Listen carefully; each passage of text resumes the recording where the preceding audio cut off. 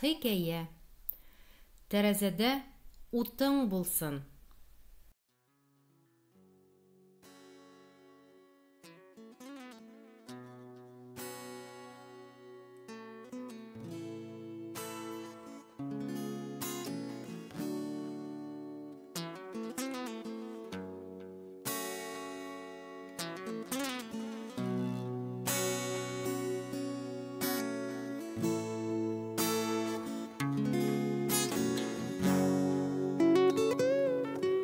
Tün bıyıklar şeşek atan kül üstünde yazlarda Uyaların kırırışın kaytamında Qazlarda tün bıyıklar sıman bıyık Kim var deyip sırama Tün bıyıklardan da bıyık Min günedir dünyada Tün bıyıklar sıman bıyık Kim var deyip sırama Tün bıyıklardan da bıyık Min günedir dünyada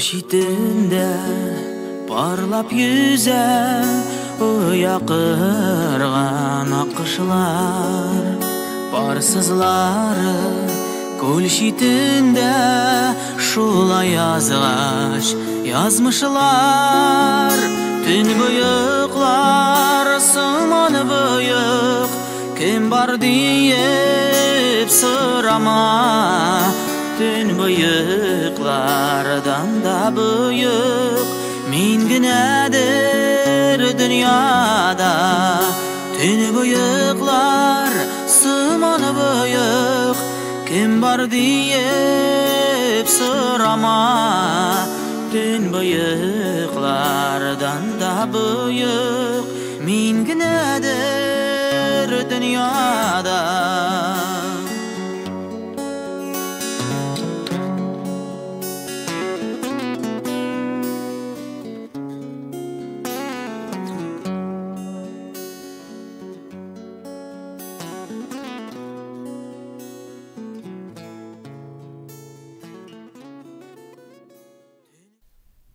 Машинаны ат урынына куды Сабир.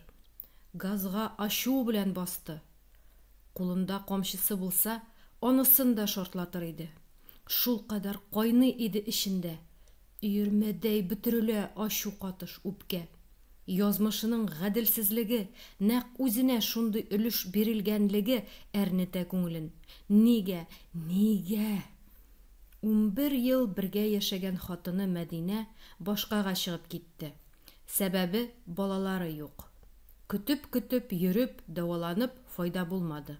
Мәдинә таза сау, Сабир юк. Ул ата була алмый. Мәдинәнең башка ир белән яшәүенә инде ярты ел. Тиздән бала табачак.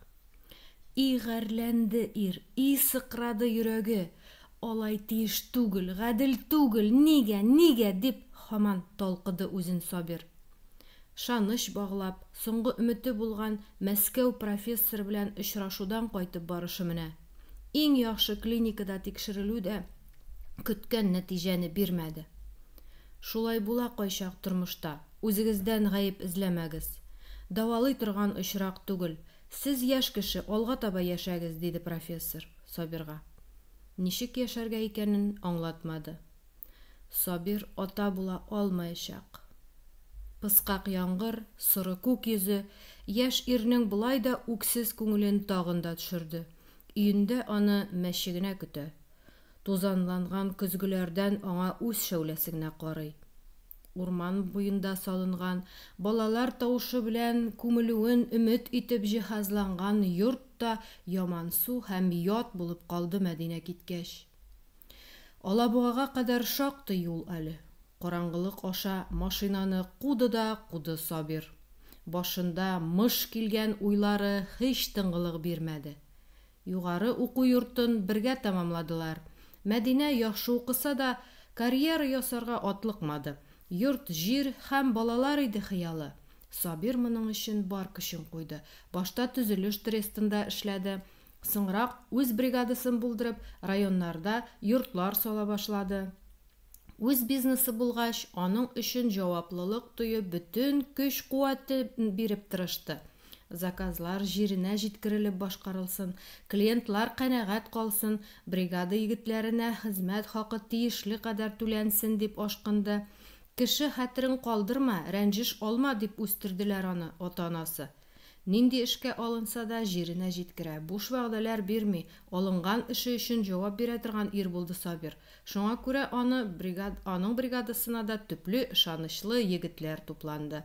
Бер-берсен теләсә нинди эштә алыштыра алырдай авырлыклардан курыкмый торган профессионалларны җыйды ул үз янына. Шуңа күрә ерак юлга да чыгып китә ала, эшне кирәк чакта ышанып тапшырыр хезмәттәшләре бар. Мәдинә шәһәр фатирын өнәмәгәч, ир шәһәр читеннән йорт сатып алды. 2 катлы, күп бүлмәле, гөл бакчалы өенә һәр чак ашыкты. Мәдинәсен күз карасыдай кадерләде. Эшләгән акчасын әрәм-шәрәм итмәде. Йорт җанлыклы, тырыш ирнең тапкан малына куанып, бакча утыртып, кунакларга йөреп, чит илдә ял итеп, киенеп, ясанып, үзенә шөгыль тапкан Мәдинә еллар узган саен моңая барды. Дөньясын яктыртыр, тормышын җанландырыр өчен бала кирәк иде аңа. Сабир яхшы ир, тормышлары мул, тик уза бит аның ана булырга бирелгән еллары, җитешеп каласы килә бит.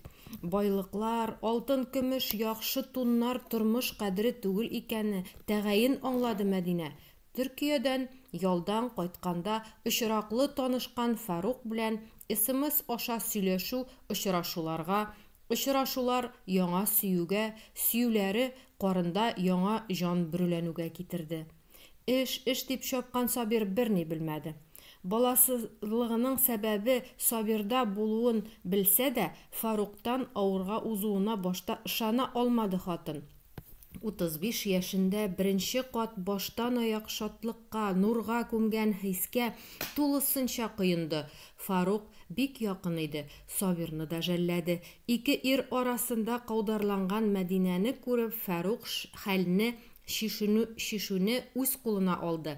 Мәдинә Сабирын хурламады яңа иргә, тик сүз башлап булай да яралы, үзен ким сизгән кешегә башына суккандай: «Мин башканы сөйдем, мин авырлы, мин китәм» дип әйтә алмаганын кадыгый белгертте.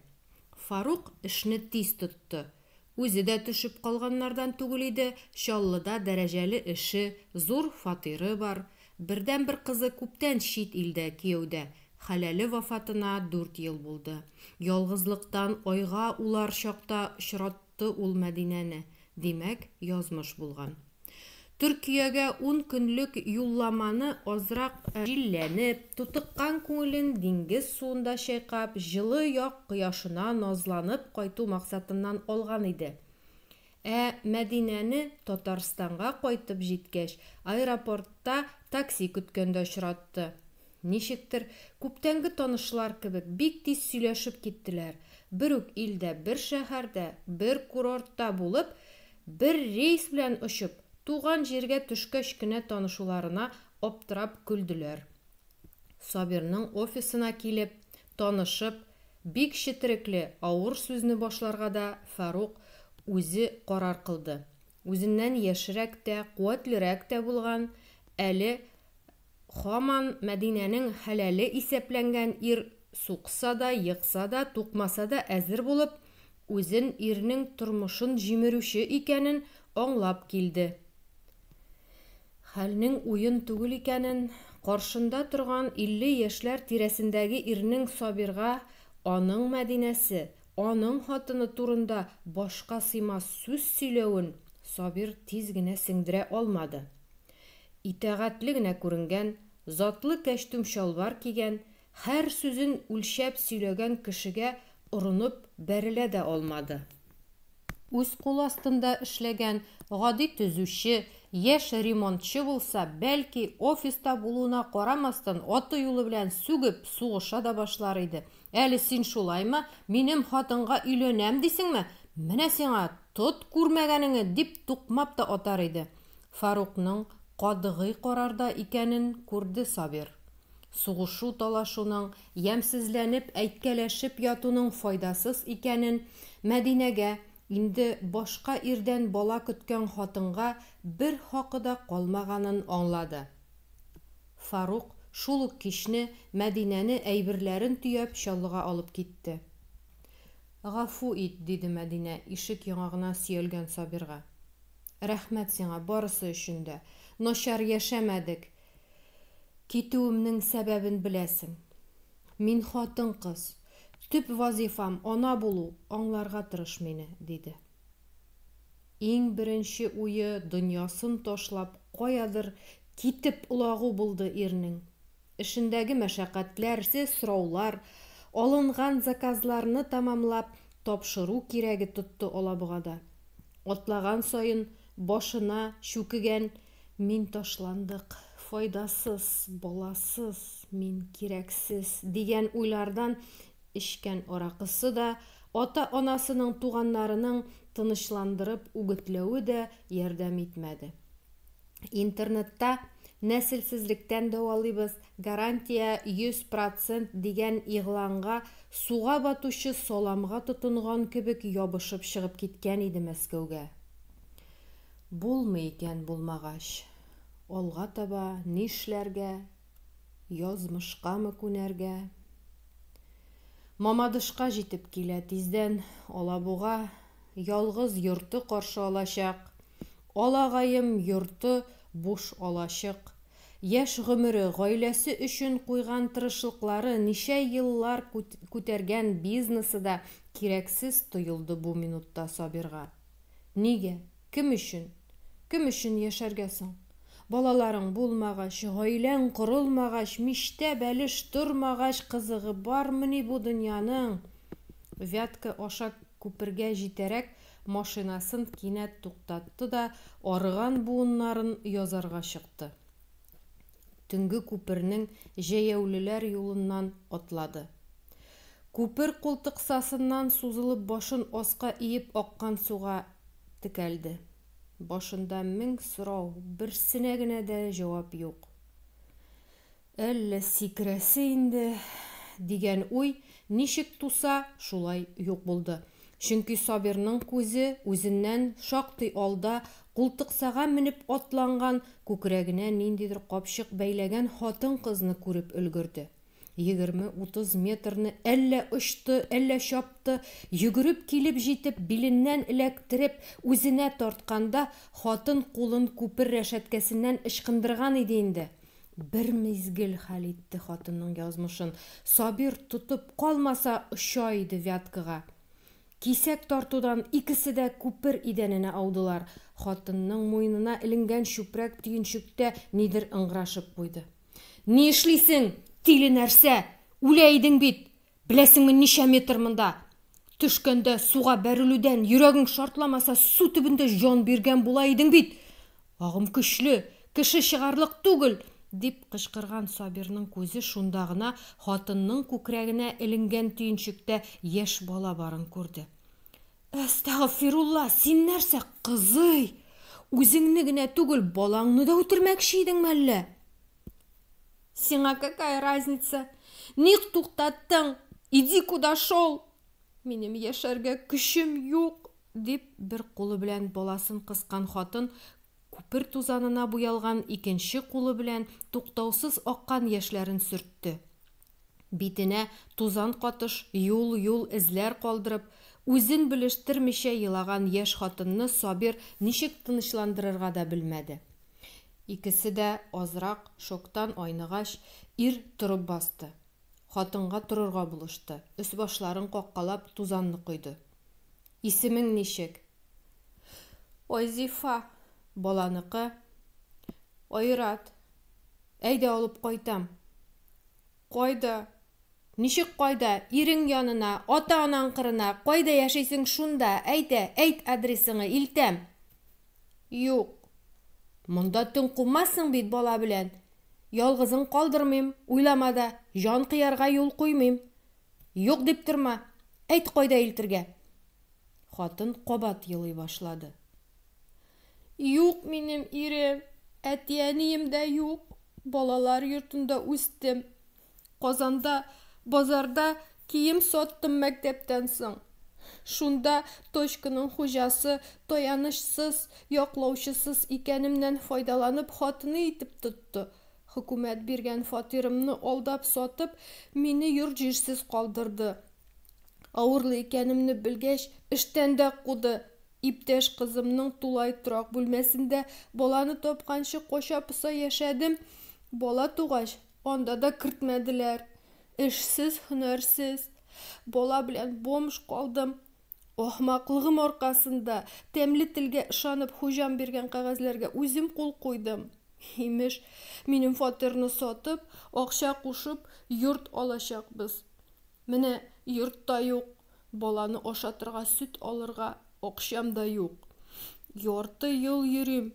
Теләсә кайда кунып, шәһәрдән шәһәргә күчеп, жәлләп хәер биргән кешеләр исәбенә яшәдем моңарчы. Хәзер ардым.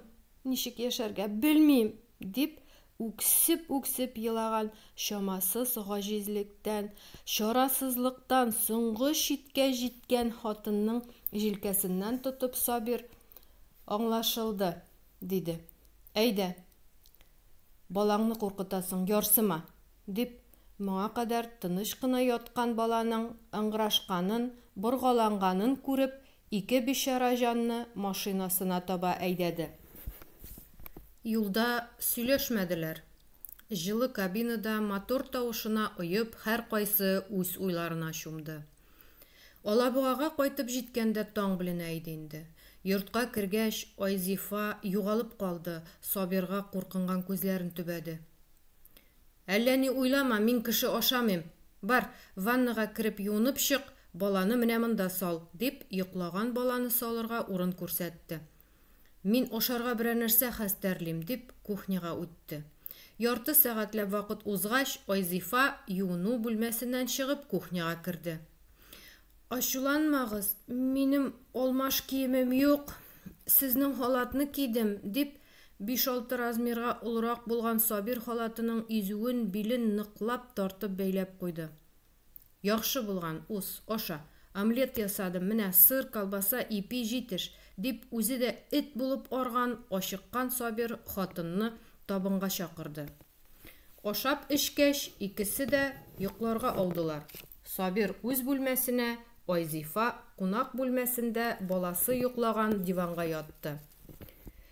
Иртән телефон зиңләвенә уянып китте Сабир. Эштәгеләр икән, срочно үзең кирәк диләр. Үз эшең булгач, хуҗа гына шише ала торган мәсьәләләр туып кына тора шул. Кинәт кичәге тынгысыз төннең вакыйгасы күз алдына килде. Айзифа белән Айратның бу моментта дөньяда булмавы мөмкин иде бит. 1 секунд хәл итте бит, 1 секунд. Тавышлары ишетелми, каясың әле төнге кунаклар. Кухняга кирип чыкты, кунак бүлмәсенә, урыннары җыелган, тавыштын юк.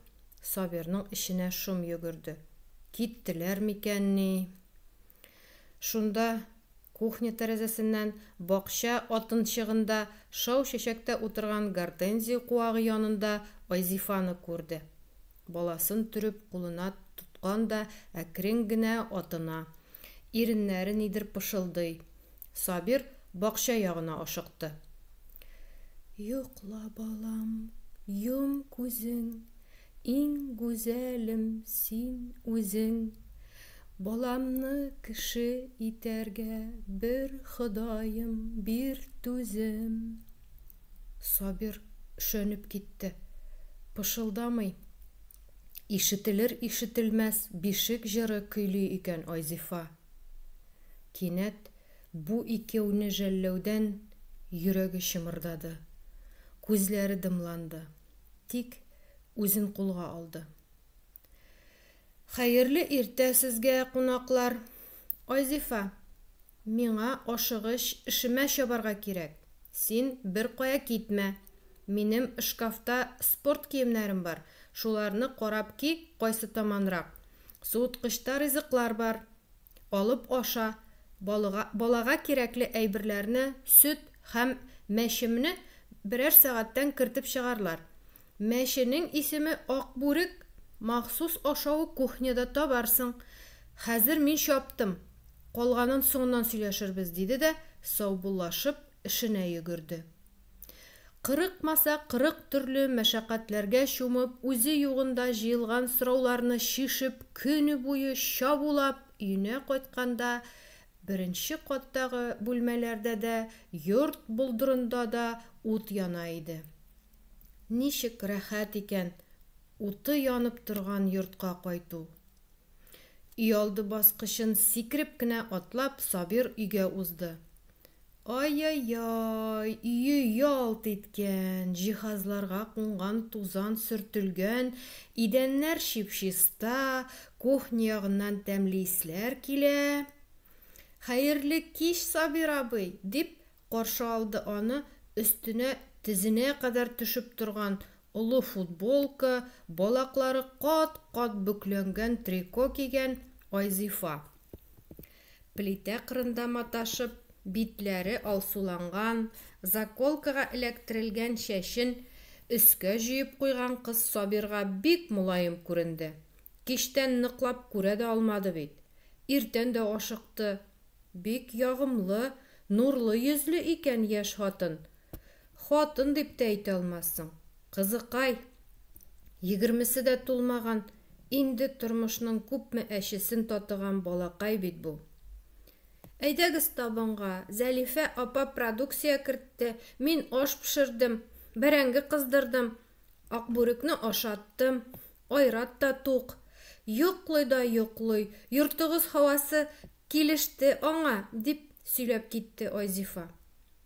Инде ярты ел Мәдинә киткәннән бирле әле ашханәдә, әле заказ итеп китертеп тукланган Сабир өчен өй ашыда кетердәгәнче суган турап кыздырган бәрәңге дә тансык иде. Тәмләп, мактап, тирләп пешеп ашады. Тәмле дә пешергәнсең, Айзифа, молодец ичмасам. Гел шулай куандыр, яме? Дип елмайып, үзенә текәлгән кызны хуплады. Сабир абый, каралы кызый, абый димәле миңа, яме? Сабир дисәң җитә. Соң, сез бит, ни бит? Нәрсә, карт дисеңме? Юкта инде. Шулай булгач, уңайсыз кебек миңа. Көтмәгәндә ишелдек башыгызга. Ни әйтергә дә белмим инде. Айзифа, син бит белмисең, беләм. Миңа Зәлифә апа барсын да сөйләде. Сезнең тормыштагы соңгы вакыйгаларны. Авыр булгандыр сезгә. Күрше йортта 3 эте белән генә яшәүче Зәлифә апа Сабир юкта йортны карап, вак-төяк йомышын үтәп, Акбүрекне тәрбияләп тора иде. Сабирны улы урынына күрә. Ну, бу Зәлифә апаны. Ярар, бер караганда дөрес тә эшләгән инде. Ник аны яшереп ятыйм?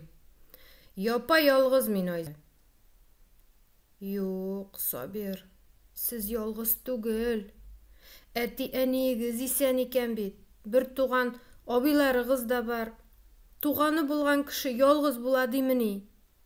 Мин менә балалар йортында әти-әни дип әйтергә зар интегеп үстем. Кем баласы? Кайда туганмын? Милләтем кем? Белмим. Иске одеялга төрелгән килеш Казанның иске бистәсендә чүп савыты яныннан тапканнар мине. Туган көнемнән алып, мин шатлык түгел беркемгә дә. Кемнеңдер ялгышы, кирәксез бер чүп булганмын. Исемемне нянькалар кушкан, фамилиям уйлап табылган, Найденова, ни татар, ни урыс. Тумыштан кимсенү, кыерсытулар, үпкәләү, рәнҗүләрне эшкә йотып үсү, эшсереңне, зарыңны сөйләр кеше булмау, менә нәрсә ул ялгызлык. Кара төндә яңа туган балаңны кочаклап, юл чатында утыру, су эчәргә, юынырга, вокзал бәдрәфенә керү, яныңнан үтеп-сүтеп йөргән йөзләгән кешенең берсенең дә синдә эше булмау, менә ул ялгызлык. Яшьләренә буылып йылый-йылый үз тормышын сөйләгән Айзифаны юатасы, якласы, сакласы килү шулкадәр көчле иде бу моментта. Сабир кинәт урыныннан кузгалып Айзифаны кочаклап алды. Ой-ой, күргән икән башларың. Ай-хай интектергән сине язмыш, суккалаган. Җитәр. Җылама. Менә, күрәсеңме яныңда торам. Син минем белән. Демәк, бу көннән башлап син ялгыз түгел. Фамилиям Гарифҗанов, исемем Сабир. Атамның исеме Сиражи. Азифа ханым, син минем йортымда калырга, минем фамилиямны алырга, мине баланың атасы итеп яздырырга ризамы? Риза булсаң, кабул ит тәкъдимемне. Никахлы хатыным булырга тәкъдим итәм сиңа. Язылышкач, фамилияңдә тудым-судым түгел, чын татарча булыр. Гарифҗанова Айзифа. Ничек? Яңгырыймы? Сабирның дулкынланып, дәртләнеп сөйләвеннән диванда йоклаучы Айрат уянып, елап җибәрде. Улым, әниең монда, курыкма балам. Ашыктыңмы? Хәзер, җылы сөт эчәбез, кил әле, кил үземә, дип баласын юаткан, әле үзе дә балагына булган кызыга карап, Сабир ныклы карарга килде. Бу икәү өчен алдагы тормышта ул терәк булачак. Яклаучы да, юатучы да, тормыш авырлыкларына каршы йөзәргә өйрәтүче дә булачак Сабир алар өчен. Шешәсеннән сөтен суырып бетереп, кабат йокымсырый башлаган ир баланы Сабир Айзифадан үз кулына алды. Нинди татлы икән яшь баланың исе. Бала тотып өйрәнмәгән кулларыннан төшереп җибәрергә куркып, Сабир Айратны күкрәгенә кысты. Коңгырт күзләрен ят иргә төбәп, бала бер кавым аның йөзен күзәтте. Гарифҗанов Айрат Сабирович буласыңмы? Миңа заместитель кирәк иде, дип сорады аннан ят ир. Бала бик җитди итеп уйланган кыяфәткә кереп, моңгаен җыерды. Сабирның кулларын шатмаган кебек кыбырсып алды. Шул арада тешсез авызын зур итеп йырып, елмаеп җибәрде. Ыгы, дип авазлар чыгаргандай итте. Яшь ирнең җаны җылынды. Өшегән күңеле җибеде. Әти була алуына сүнгән өметләре кабат терелде. Сабирның алдында мыш-мыш йоклап киткән улының да, үзенең дә, ниһаять, бик күп җәфалар чиккәннән соң, терәлер арка, ышанычлы иптәш, тугры ир һәм ата табуына инанып, Айзифа башын Сабирның җилкәсенә терәде. Алдагы тормышта бергә булуларының хәл ителүен аңлап, Сабир: "Мин кайтканда тәрәзәдә һәр чак утың булсын, яме?" диде.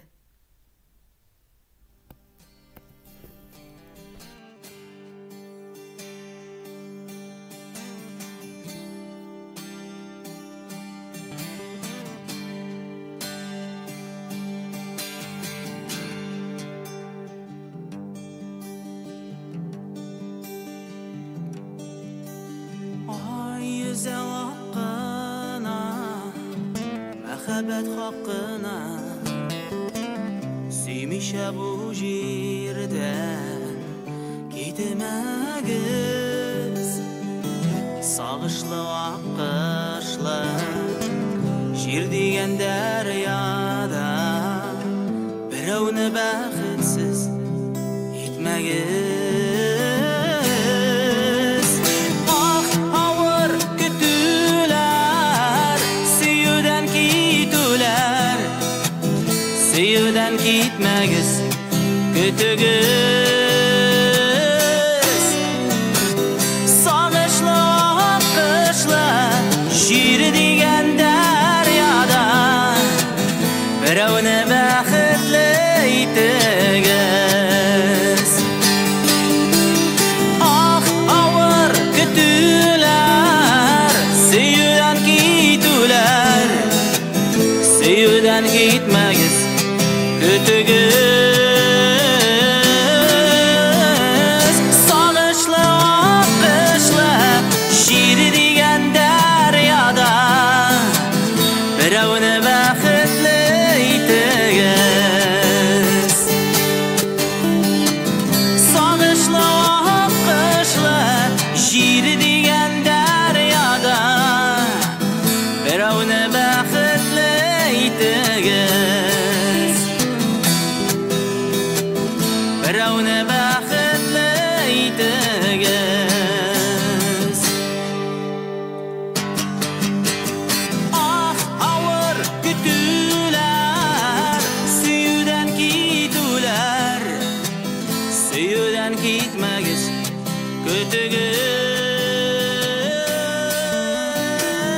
Сагышлы аккышлы жир дигән дәрьяда берәүне бәхетле итегез.